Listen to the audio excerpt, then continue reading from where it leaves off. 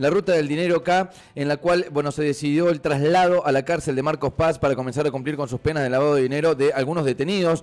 A saber, Fabián Rossi, ¿se acuerdan? El de la Rosadita, el marido de Iliana Calabró, famoso, el hombre de todos los acusados, el más famoso o el que más apariciones en televisión ha tenido. Bueno, junto con César Fernández, Juan Alberto de Racis, Carlos Molinari y Eduardo Castro. En días también en los cuales se tiene que ratificar la sentencia que Cristina Fernández de Kirchner tiene en la causa Vialidad. En el medio de eso, una recusación por parte de Cristina hacia el juez Ricardo Lorenzetti. Esa sentencia firme que haría, bueno, que obligaría a Cristina Fernández de Kirchner a cumplir esa sentencia de 6 años y también haría caer, por supuesto, su candidatura hoy como legisladora en la provincia de Buenos Aires. Para ordenar toda esta cuestión, ruta del dinero K, causa Vialidad, causa Cuadernos, le vamos a dar la bienvenida a Diego Cabot. Él es periodista, por supuesto, del diario La Nación, hoy en su puesto de prosecretario de redacción en ese diario, y uno de los creo yo, y esto corre por mi cuenta, mejores periodistas de investigación, una rama del periodismo que a mí me gusta muchísimo, de la República Argentina, por supuesto con el título de Causa Cuadernos. Le doy la bienvenida, le agradezco su tiempo, Diego Cabot, bienvenido al aire de K2, ¿cómo andás? ¿Cómo andás? Un gusto, gracias por lo que has dicho. No, por favor, sabés que antes de meterte en el barro, Diego, y que nos cuentes un poco y me ayudes a ordenar esta cuestión de la corrupción durante el gobierno K, de tus investigaciones y demás, aprovecho para esta primera comunicación que tenemos en el aire de la radio para conocer un poco, y en la previa del Día del Periodista, siento que es un día especial, fue casualidad, pero siento que es un día especial. Contame un poco cómo fue que terminás siendo periodista. Digo, ¿lo sabías ya de adolescente, lo sabías en tu juventud o terminó siendo una consecuencia de otra cosa? Bueno, me gustó siempre, la verdad que me gustaron siempre las noticias, la actualidad, fui un gran consumidor de noticias en toda mi vida. Un curioso, en aquel momento era mucho más difícil ser curioso porque me acuerdo que yo ya había leído todos los libros que había en mi casa, entonces a veces leía el diccionario, a veces me iba a las bibliotecas públicas a leer un poco. Yo vivía en La Pampa, imagínate que tampoco era que teníamos grandes usinas de libros. Claro. Entonces siempre estuve consumiendo mucha información, mucha. Ya después en la secundaria medio como que consejos de familia, no sé qué, llegarte un poco por lo que dicen todos. Finalmente terminé estudiando Derecho y me recibí de abogado. Ok.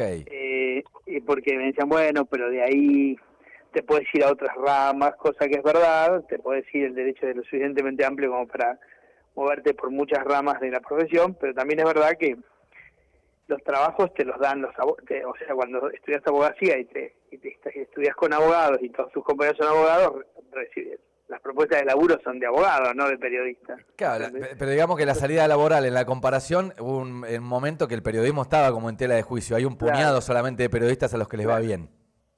Y entonces en ese momento, bueno, nada, con el tiempo me recibí de abogado en la UBA y decidí hacer un máster y probar suerte. Dije, bueno, voy a intentar, si me va bien, voy a quedar a vivir en el periodismo porque es mi pasión. Y si no, bueno, hubiese vuelto al derecho. Y así fue, hice un máster en La Nación, que para que tengas idea, me presenté un año en el diario, rendía, probé todos los exámenes, pero finalmente no me eligieron, no me tomaron. Sí. Y volví al año siguiente, un poco cabeza dura, al mismo diario, al mismo máster y demás. Y bueno, ahí ya me dijeron que sí, lo cursé y empecé de pasante en el diario y hice toda la carrera ahí. Diego, ¿sabés qué? De las un breve resumen. Sí, que esto, a ver, si tuviésemos que vivir el día a día, me imagino que ha sido un laburo arduo de reme, y que bueno, termina siendo lindo contado corto, pero de mucho esfuerzo, me imagino también. Sí, totalmente. El periodismo es como que hay muchos años donde vos, viste, cuando volás y pasás las nubes, después que pasás las nubes hay sol arriba, ¿viste? Claro. Pero a veces pasar las nubes es un tramo corto para algunas profesiones. En el periodismo es largo, ¿viste? Y si no lo haces con mucha pasión, cuesta, y de hecho muchos se van de la profesión o se dedican a partes más rentables de la profesión y demás. Y bueno, una vez que pasaste esas nubes hay sol, pero hay que pasarlas, no es sencillo. Te iba a preguntar sobre el periodismo, hago doble clic ahí y me meto ya en la rama, que es otra rama mucho más difícil dentro ya del periodismo, que es el periodismo de investigación. Digo, ¿te tocó, medio como que fue forzado, lo buscaste, te gustaba esa rama del periodismo? Porque como vos decís, hay parte del periodismo que quizás hasta son, no sé si más fáciles, pero hasta más rentables. Sí, en realidad, cuando vos investigás al poder, te convertís en una persona incómoda para el poder. Es así, es así. Entonces, al ser incómodo para el poder, no vas a conseguir financiamiento del poder, está claro, ¿no? Claro. Entonces, tus formas de financiarte van a tener que ser claramente tu medio, y los medios a veces pagan poco dinero, entonces es como difícil. Por eso hay cada vez menos gente que investiga el poder y más gente que entretiene con el periodismo, ¿no? El periodismo hoy pasa, y las audiencias así también lo quieren, pasan mucho por el entretenimiento, por llevarte las noticias del día a día y demás, pero muchas veces hay poco periodismo de investigación. La Nata falleció, nos dejó un hueco enorme y nadie ocupó el lugar, porque nadie está dispuesto a invertir en un programa de investigación, ¿no? Fíjate vos. Sí, hoy te puedo nombrar un montón de periodismos de los que estamos charlando, o de periodistas, mejor dicho, de los que estamos charlando, y te tengo a vos, Diego Cabot, lo tengo a Hugo Alconadamón, tengo algunos solamente, digo, lo puedo contar con los dedos de las manos, los periodistas de investigación. Bueno, por eso, Peter, te convertís en una persona incómoda para el poder. Claro. Y cuando te digo es incómoda para todo, incluso mismo hasta a veces para el dueño de tu propio medio, sos incómodo. Porque vos te dedicás, o sea, arrancás a la mañana a ver donde hay un poco de oscuridad, me voy a meter ahí. Claro. Y ahí vas, ¿entendés? Entonces, claro, todo el tiempo andás transitando por caminos complicados. Entonces, eso hace que cada vez haya menos. Eso sumale que tenés que tener mucha templanza, mucha espalda, porque vos hoy publicás algo, mañana te desmienten todos, y la razón, si es que la encontrás a 10, 12 años, ¿no? Cuando la justicia acciona. Fíjate lo que le pasó a Jorge, no pudo ver la sentencia final de la causa de la ruta del dinero K. Claro, que fue uno de los artífices de poder hacerlo a través de entrevistas y todo lo demás. Por lo menos fue el que decodificó toda esa trama a una cosa entendible para absolutamente todos, cuando publicó todos los videos y contó y buscó testimonios que mostraban lo que era aquello, y sin embargo no lo pudo ver. Entonces tenés que tener mucha templanza, mucho tiempo, mucha paciencia, tenés que archivar todos tus impulsos para contestar, para polemizar, porque polemizando los periodistas perdemos, porque yo mañana me tengo que levantar a trabajar, porque tengo que educar a mis hijos, ¿entendés? Claro. Y en cambio por ahí el político no, y puede contratar abogados que tienen todo el tiempo del mundo para ir contra vos, y entonces hay que ser muy prudente. Bueno, es muy difícil. Sí, y después te voy a hacer una pregunta puntual que tiene que ver con el miedo y las amenazas, que debe ser terrible. Me meto en la cuestión de la corrupción de la ruta del dinero K, que bueno, tuvo hace pocos días esta noticia de que Fabián Rossi, César Fernández, Juan Alberto de Racis, Carlos Molinari y Eduardo Castro fueron trasladados para hacer cumplir sus penas por lavado de dinero.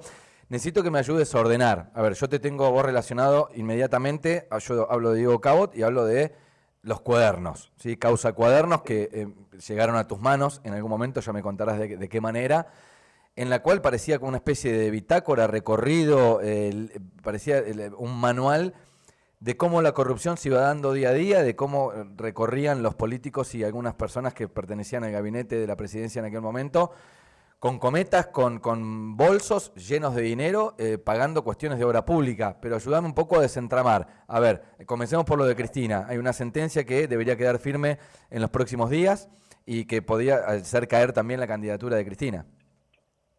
Claro, hay varias causas que están en este momento empezando como a tener desenlaces que debieran haber sucedido hace mucho tiempo, hay que decirlo, ¿no? Uh-huh. La causa de vialidad, vamos a empezar por esa, es la que tiene doble condena de Cristina y que está esperando que la Corte abra o no el proceso, ¿no? Cuando digo abra o no el proceso, la Corte tiene facultades para rechazar in limine, no decir esto no es un tema de la Corte, no tengo por qué intervenir, pum, pone un sello, 3 firmas, se terminó el tema. Ni se trata el tema, ni se juzgó, que es la mayoría de los casos. No olvides que la Corte no es una instancia más, sino es una instancia de excepción, ¿no? Okay. No, la minoría de los juicios van a la Corte. La minoría, cuando te digo la minoría, estamos hablando de un ínfimo porcentaje. Claro, pues sería la tercera instancia. Pero es que no lo es, no es okay. una tercera instancia, es una instancia de excepción para revisar algunas cuestiones. Bien. Pero no es que todos los juicios los revisa la Corte, eso no es así. Es para revisar algunas cosas, tiene que ver con el derecho constitucional y demás, y es para revisar algunas cuestiones. Entonces la Corte podría decir, yo esto acá no tengo que intervenir, no tengo ni por qué intervenir, listo, y se termina. Esa fue la decisión que tomó en el caso de Lázaro Báez. Okay. No intervino, digamos, no abrió el recurso, como dicen, no. Hay un artículo que establece, digamos, el procedimiento de cómo se maneja la Corte, y dice, yo acá no tengo que intervenir, haciéndolo como muy sencillo en la explicación, ¿no? Bueno, sí. Eso pasó con el expediente de Lázaro Báez, podría aplicarse una situación similar al expediente que tiene aquí. O en su caso podría abrirlo y revisarlo todo al expediente y decir, bueno, revoco las 2 condenas, o las confirmo o las modifico, ¿no? O lo mando a segunda instancia a la Cámara de Casación para que dicten una nueva sentencia por tal o cual cosa. Esas son las opciones. Si uno mira, digamos, los procesos y mira los antecedentes de la Corte, pareciera, incluso basándonos en el Lázaro de ahora, que la Corte podría ni siquiera abrirlo, ¿no? Que es este proceso que yo te digo. Bien, la recusación en el camino, la recusación en el camino de Cristina Lorenzetti tiene que ver con una cuestión de ganar tiempo. Bueno, no te olvides que la gran mayoría de las estrategias, de las causas de corrupción del poder, no es debatir los hechos, sí, sino la mayoría de las defensas, las mayoría están basadas en la dilación, okay, no en la discusión de los hechos. Si a vos, a mí, nos acusan de que hicimos tal o cual cosa, yo quiero que empiece mañana el juicio para demostrar mi inocencia. Y vení, trae, vamos a discutir los hechos. Sin embargo, el poder no quiere eso, sino que busca como forma, como estrategia más común, la dilación del proceso in eternum. Por eso duran tantos, porque hay una estrategia de dilación. Los códigos son muy, si querés, como les dejan hacer mucho a las defensas en muchas instancias, plantear incluso hasta a veces los mismos recursos. Que ya fueron rechazados, los vuelven a plantear, porque, como te digo, la dilación es la forma de la defensa. Bien. El juicio de Cristina Kirchner es básicamente por la obra pública, es decir, vos le entregabas obra pública a Lázaro Báez. Y ese es el juicio de vialidad. Diego, en ese juicio te escuché el otro día dar un dato que me parece pertinente. Soy muy de los números y me gusta manejar números como para causar impacto con las noticias. Contame sobre la obra pública. Hay un porcentaje que se iba toda la obra pública a Santa Cruz, y de esa obra pública hay casi un 90% que tomaba Austral Construcciones, con Lázaro. Claro, vos cuando haces todos los años de gobierno de Kirchner, de sí, los Kirchner, te vas a encontrar con que el 11% de la obra pública vial de todo el país, pensá que 1 de cada 10 pesos de todo el país, somos 24 jurisdicciones, muchas de ellas con un tráfico mucho más grande, bueno, pues el 11% se iba a Santa Cruz, el 11%, y de ese 11%, alrededor del 90% lo ganaba Lázaro Báez. Vos fíjate que tenía mucho más la provincia de Santa Cruz que la provincia de Buenos Aires, con la diferencia de tráfico, de tránsito y de peligro que hay en las rutas, por decir algo, del centro de la Argentina, Buenos Aires, Córdoba, Santa Fe, que tienen todas las rutas productivas respecto al sur. Pero, sin embargo, el sur se llevaba el 11% de todo, no de un año, de todos los años el 11% fue de ellos. Entonces, eso es lo que básicamente se mira en vialidad, que es decir, bueno, se direccionó la obra pública para beneficiar a Lázaro Báez. Del otro lado se hicieron algunas otras causas. Una de ellas tiene que ver con el lavado de dinero de Lázaro Báez, que obviamente estaba financiado por la obra pública, según lo que se establece en esa causa de vialidad. Entonces dice, bueno, vos te llevaste plata afuera, la contaste en la rosadita, y te llevaste al menos 50, 60 millones de dólares, no me acuerdo, que es lo que le pudieron probar, no el total, no estamos hablando del total, sino te olvides que la justicia debería condenar por lo que puede probar y no por lo que cree que sucedió, sino por lo que pudo probar. Bueno, ese pudo probar de la justicia es básicamente alrededor de 60 millones de dólares. Sí, que se presume y que por es otra ínfima parte, la hay cifra, otros digamos. juicios, perdón. Se presume que es ínfima la cifra, digo, para lo que es el Sí, movimiento claro. de dinero, ¿no? Y por otra parte tenés otros juicios que son Otesur y Los Sauces, que es una simulación de alquileres de hoteles que no se usaban justamente por estos empresarios cercanos a los Kirchner para que les quede dinero en blanco, ¿no? Es como ingreso el dinero yo como lavo el dinero, digamos, te alquilo una habitación que no ocupo ni siquiera con mi plantel de laburo. Claro, bien. Exacto. Y bueno, esa es básicamente toda esta estructura de juicio, de estos 3 juicios, ¿no? Que son Otesur. ¿Qué sucede en el juicio de la ruta del dinero? Hubo un momento donde la sacaron a Cristina Kirchner de ahí. Básicamente el juez fue el juez Casanelo, a propósito de que Marijuán no apeló y nadie siguió adelante con la apelación, o si querés con la acusación. Si no hay fiscal, no hay acusación. Se presentó una ONG y logró que la ONG, que básicamente es una presentación que hizo María Eugenia Talerico, que ahora es candidata a senadora en la provincia de Buenos Aires, logró que la ONG quede en pie como querellante, y ellas apelaron, eso fue a la Corte, y ahora la Corte dijo, sí, tienen razón en la ONG, vuelva a investigar a Cristina Kirchner en esta causa donde todos fueron condenados. Con lo cual el panorama judicial de ella no es el mejor.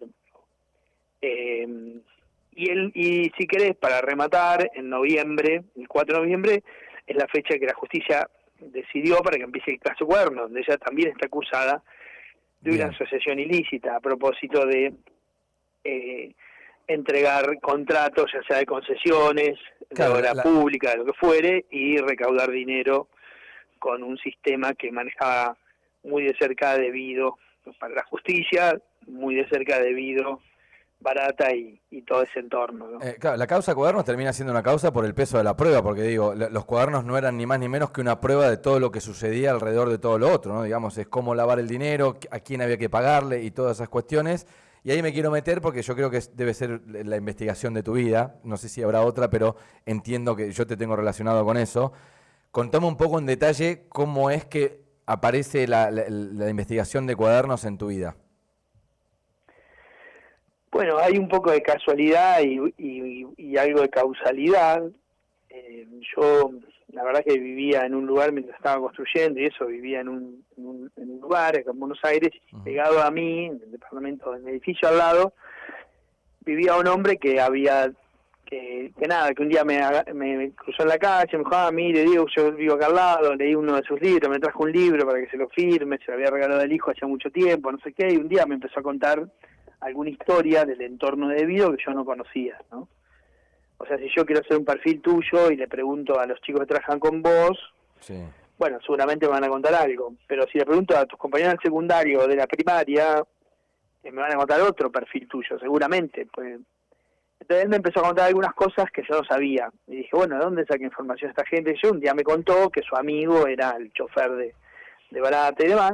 Sí. Y que esa fue una relación que yo mantuve durante bastante tiempo con él, porque nos cruzábamos todo el tiempo en la calle y él me había pasado el teléfono.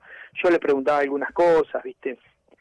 La cuestión es que finalmente el amigo de él, que es el famoso Centeno, el chofer, en un momento tuvo miedo de que lo metan preso, porque habían metido preso a Barata, debido a todos, en una causa que es sobre la compra de GNC, que se tramita durante ese tiempo, ahora se está tramitando, y bueno, y le dio todos esos cuadernos a él, y él me los dio a mí, digamos, lo traicionó a su amigo, y me dijo, mire, mi amigo me trajo todo esto, y yo se lo quería dar para que usted haga lo que tenga que hacer. Y bueno, y yo hice todo el laburo de la investigación.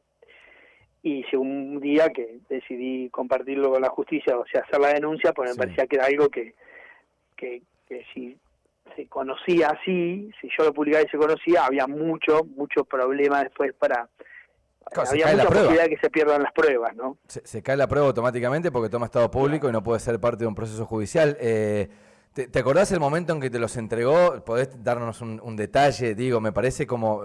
tengo unos Sí. cuadernos. ¿Qué cuadernos? Porque los cuadernos después, cuando No, yo veo mirá, las fue fotos, una cosa, son unos por eso hay cuadernos mucha Gloria, casualidad. que es maravilloso. O sea, es muy artesanal el laburo que hizo Oscar Centeno, que repetimos es el nombre del hombre, que era chofer Sí, de pero vos Barata, sabés que no digamos. es... Mirá, yo siempre digo lo mismo. Sí, Cualquier persona que en Buenos Aires tenga seguridad en la puerta sí, de su edificio, yo en mi caso hay seguridad que paga el consorcio, no es la seguridad privada esta que pagan los consorcios. sí. Anotan todo, cada vez que entra uno, que sale uno, que entra uno en el auto, O sea, es muy común. anotan todo. Es lo más común del mundo, aunque parezca una cosa, porque cada cual va, digamos, como, no sé cómo decirte, pero va dejando rastros para tener sus límites de responsabilidad, Sí, ¿no? Hay como un libro de registro donde se anota todo. ¿Qué quiere decir? Digamos, este tipo empezó a anotar todo porque tenía que cobrar los viajes. Los primeros cuadernos son la típica anotación de un remisero, que después tiene que rendir a su jefe, porque él no era proveedor del Estado, claro. era otro, ¿entendés? Y decirle, bueno, lo llevé a Barata, de Buenos Aires a La Plata, son 60 kilómetros, 30 minutos de espera, es eso al Sí, como la principio. planilla de un transfer, que nos subimos hoy a una combi Sí, y seguramente va a tener nuestro lugar de origen, nuestro lugar de destino, para después cobrar claro, ese viaje. exacto. Ok, Después, con el tiempo, el tipo empezó a trabajar para el núcleo cercano de Debido, o de sí. Barata en realidad, empezó a tener otro contacto y yo imagino que lo hizo, yo nunca hablé con él, ¿no? Porque yo lo tuve a través de su amigo, pero yo imagino que la finalidad de él habrá sido extorsiva, ¿no? No creo que haya sido altruista. Para decir, no, yo voy a desenmascarar esto. Claro, o sea, él No lo se sé. anotaba por una cuestión de seguridad personal. Claro, de seguridad o porque en algún momento por ahí dice, che, mirá lo que tengo, ¿cómo lo podemos arreglar para que te lo regales, para que te lo dé y vos lo destruyas? Es así. Diego, cuando vos presentás esto a la justicia, ¿lo presentás como prueba? ¿Te presentás como parte digamos, que es como querellante o cuál es la figura que te No, cabe? no, No, no. No, es como, a ver, a los efectos, digamos, los efectos procesales como cuando vos te presentás a, no sé, te robaron la bicicleta, sí, ¿entendés? O como sea, vas y haces denunciante. una denuncia. Bien, Yo hice una denuncia ante un fiscal y el fiscal hizo la denuncia ante el juez. Yo no hice una denuncia ante el juez, la hice ante un fiscal. Obviamente cuando hice la denuncia después y el fiscal habló con el juez habló conmigo porque había como una cuestión hasta de seguridad personal en el medio. sí. Entonces, o sea, te pueden matar o no te pueden matar, básicamente la discusión. Entonces, pero yo hice una denuncia ante un fiscal, como hace cualquiera que conoce un delito. Yo nunca fui querellante, de mucho menos, y Bien. no tengo por qué serlo, digamos. Yo hice una denuncia y la justicia avanzó y es más, yo no publiqué una coma hasta que la justicia no movió su ficha. No es que dije, no, hago una denuncia y publico mañana. No publiqué nada. Y en ese avance de la Eh, justicia, Centeno declaró que no eran de él los cuadernos en algún momento, digamos, hubo como un no, vaivén, no recuerdo bien si fue desconocimiento no, no. o no. No, o sea, el Centeno declaró siempre que los había escrito él. Sí, Lo que declaró es que estaban en un lugar y los fueron a buscar y no estaban. Pero bueno, la casa también me quedó abierta con llave durante varios días hasta que la allanaron, antes que lo detuvieron y lo allanaron, pasaron varios días, ahí podía pasar cualquier cosa. Pero él nunca dijo que no eran de él, lo que dijo es que estaban en un lugar y cuando fueron a la casa no estaban. Esa fue como la... ¿Te acordás si se puede, cuando iban, me imagino que lo iban transcribiendo, ¿no? Toda una cuestión de leer un cuaderno escrito por un remisero y vos lo tenés que pasar a una data, que me imagino habrá quedado guardada en algún lugar. Los datos, digamos, porque decías, yo fui recorriendo los primeros cuadernos y era el cuaderno de un remisero que iba anotando sus viajes. ¿Cuándo te empezás a dar cuenta que empiezan las pruebas y comienza a nombrarse gente importante? Muy rápido. Él muy rápido empieza, te diría, en el segundo cuaderno y demás, ya hay datos muy importantes de a dónde iba, qué hacía y demás, porque no te olvides que después el poder tiene algunas características particulares. Una de ellas es que invisibiliza al resto, ¿no? Sí. Los tipos no te tienen en cuenta. Los tipos tienen poder, impunidad. Me parece que ellos pueden arreglar todo, ¿no? Con plata y con su impunidad. Entonces, yo imagino que las conversaciones que habría arriba de ese taxi y demás, o de ese auto, habrían sido muy jugosas, y él las empezó a notar cada vez que iba a algún lugar, y después a veces le tocaba subir valijas pesadas, me di cuenta que las valijas, una valija grande se llena con dólares y pesa 40 kilos, son más o menos 4 millones de dólares, él lo cuenta, por sé que lo contaba, porque sé que las acarreaba, pues las llevaba de un lado a otro. Muy rápido te empiezas a dar cuenta de eso. Nosotros sí, como bien vos decís, el primer trabajo fue convertir eso, que era, bueno, una bitácora, en una base de datos, ¿no? Donde podíamos sacar, bueno, una cantidad de información, ¿no? Incluso organizarla, saber orígenes, destinos, si había algún tipo de recorrido más o menos prefijado, quiénes eran las personas, que había en esos domicilios, ¿viste? Porque después hay un trabajo de decir, bueno, qué sé yo, fue a tal lado, bueno, a ver qué hay ahí. Uy, justo casualmente hay una empresa que es proveedora del Estado, ¿entendés? Bueno, todas esas cosas las fuimos armando nosotros en base a esa base de datos. Sabés que me enganché mucho con la serie El Mecanismo de Netflix, que habla un poco del Lavallato y del caso muy parecido sobre la obra pública en Brasil. Que bueno, fue a través de un fiscal también de una ciudad pequeña que termina metiéndose en una investigación de este tipo. ¿Te ofrecieron en algún momento, más allá de tu propio libro que se llama Los Cuadernos, de hacer algo, digo, cinematográfico, en serie, tipo una ficción o algo así? No. No. El poder es recontra... No. Acá el poder es poder de verdad. Y nadie, alguna vez...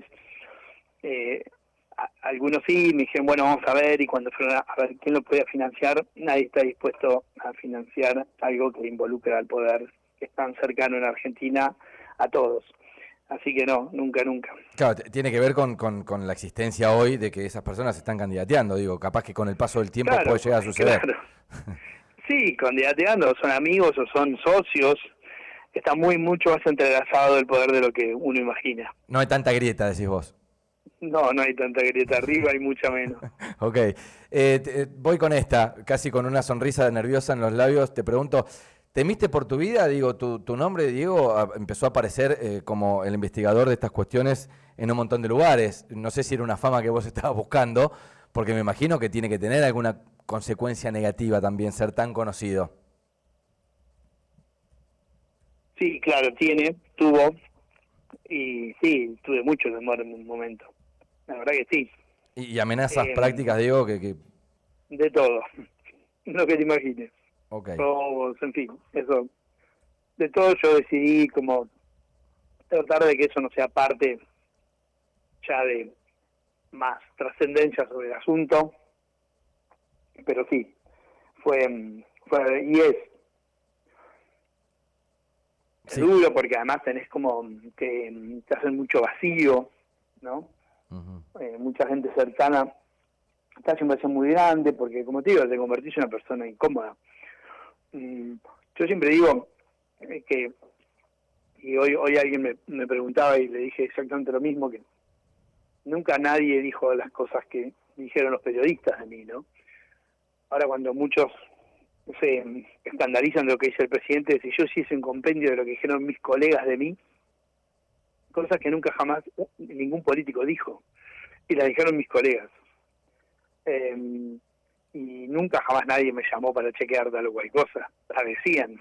Como yo no polemizo, no hago periodismo de periodista, y cada cual diga lo que quiera, pero lo cierto es que es muy duro, es dificilísimo, es una decisión muy importante hacer o no una cosa así. Como te digo, si vos buscas en el archivo las cosas más horribles de mí, las dijeron mis colegas. Claro, y no te sentiste protegido ni por ellos. Te hago la última, trayendo un poco toda esta investigación y toda tu carrera a la actualidad política del país. Cuando hay comparaciones, digo, viste, cambia de gestión, una cuestión lógica, bueno, la primera causa que se le descubre o que por lo menos está en proceso de investigación de Milei tiene que ver con la causa Libra, ¿viste? Mucha gente compara automáticamente. Sí. Bueno, mira, los anteriores hicieron esto con la obra pública, bueno, pero este lo hizo con la criptomoneda. ¿Crees que es comparable una cosa con otra? Bueno, a ver, a ver, hay algunas cosas que para mí son muy importantes, ¿no? Y que en un gobierno, si yo te digo a vos o a cualquiera de los que nos están escuchando, así, che, bueno, tráeme 3.000 personas para armar un gobierno. Es posible, yo no tendría 3.000 personas en las que poner las manos en el fuego. De confianza, claro. ¿no? Es muy difícil que lo puedas hacer, más aún cuando hay muchas necesidades, miserias, problemas personales, cuestiones durante mucho tiempo agazapadas, lo que fuere, rencores, lo que fuere, y entonces, nada, la corrupción va a aparecer en algún momento. El punto es qué haces vos con ese corrupto, si lo apañás o lo sacás. Porque es muy difícil que vos no tengas corrupción en un gobierno donde vos le das a trabajar, a manejar a personas que no conocés, porque ni vos ni yo conoceríamos 3.000 o 4.000 personas de confianza para darle a manejar presupuesto con una cantidad de ceros que nunca nos imaginamos tener cerca, que no cometan ningún delito, ¿no? Alguien va a suceder. Ahora, otra cosa muy diferente es que vos digas, bueno, che, busquemos 4.000 tipos para afanarnos todo lo que podamos. Eso es otra estructura mafiosa, es absolutamente distinto a que tengas corrupción en algún lugar. Sí, te convertís en cómplice automáticamente. Claro, pero una cosa es que diga, che, vamos a armar una banda para que vamos a agarrar el poder 4 años para robarnos todo. Eso es una cosa. La otra cosa es que te aparezca un corrupto y que vos lo saques del lugar. El problema que tiene Milei en este caso es que no actuó tan fuerte como actúa con otras cosas con alguien que le hizo cometer un error tan grave, según él, ¿no? Vamos a darle la derecha, si quieres vamos a darle la derecha. Yo no tuve nada que ver. Bueno, pues, presidente, te tengo que dar una noticia. Si no había tweet, no había negocio. Con lo cual, algo tenés que ver. Alguien te tiene que haber dicho que hagas un tweet a esa hora para que después se dispare toda esa alocada corrida que hubo a favor y en contra de ese ¿cómo es? De ese activo. Sí, sí. Claro. Entonces, si no tuviste nada que ver, bueno, estaría bueno que muestres exactamente quiénes te hicieron cometer ese error. Y Milei es un hombre implacable con la gente que se equivoca, y en este caso no lo fue, ¿no? Y eso es un tema que le costó explicarlo, y no, para más o menos los que lo miramos de cerca el tema y entendemos, no está del todo bien explicado, ¿entendés? Y ese es un problema que lo va a arrastrar porque se lo van a hacer saber en todos lados, ¿no? Sí, sí, la primera gran mancha que tiene como gestión. Sí. Sí, además no te olvides que es en un sector, se da en un área de conocimiento y demás, donde a él le gusta ser como líder, a él le gusta mucho ser el influencer global sobre algunos temas, y este tema está presente en una cantidad de lugares. De hecho, ahora en España, a una de las cosas que va a una convención de criptomonedas y demás, ¿no? Y eso, como digo, no lo pudo explicar bien. Ahora, es muy distinto eso a que vos armes una banda delictiva, como sucedía, por ejemplo, en el área de obra pública del kirchnerismo, ¿no? Diego, voy con la última ahora sí. No sucede a menudo que un expresidente, mucho menos un presidente, vaya preso. ¿Qué crees que puede llegar a pasar con Cristina Fernández de Kirchner? Bueno, Cristina Kirchner, por lo bajo, el peronismo está esperando, son los más interesados en que finalmente suceda. Lo que pasa es que el peronismo es un lugar de muy poca valentía. No vas a encontrar muchos valientes que hagan saber su voz a viva voz, ¿no? Claramente, si confirman la condena y demás, Cristina tiene que permanecer contribuyera en su casa y será un debate jurídico y volveremos a reflotar las cuestiones del lawfare, que ya lo sabemos, que es la explicación de los que no quieren dar explicaciones, ¿no?